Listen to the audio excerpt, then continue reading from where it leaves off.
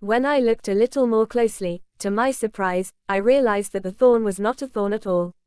A small worm was sitting among the thorns pretending to be a thorn by making a hat like a real thorn. It may be a secondary tendency to create a nest like this. But for that, shouldn't environmental knowledge also be sensitive?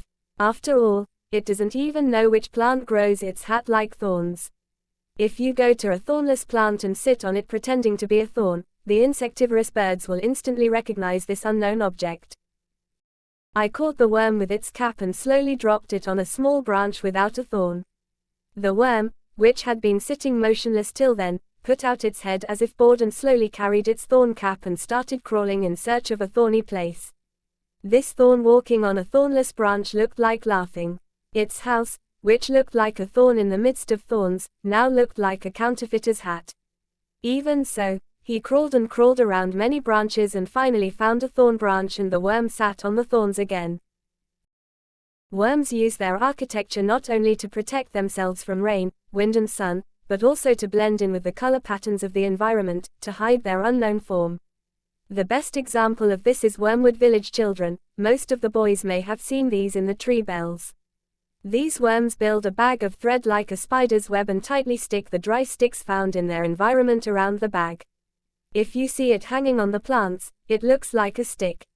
It is not possible for normal and other creatures to pull out the worms inside the cells of these sticks and eat them. I once saw a red hawk somehow finding a worm inside it and making a nest of its sticks and trying for a long time to eat the worm. The caterpillar was finally able to break the sticks and pull the worm out of its cell. The weary red-footed bird caught the worm's nest in its beak and stuck it on a branch, stomped on it with its feet and finally washed it away and flew away. After making sure that the caterpillar has left, after a while it crawls out to find a place with its stick home. There are thousands of worms that use this technique to hide their presence.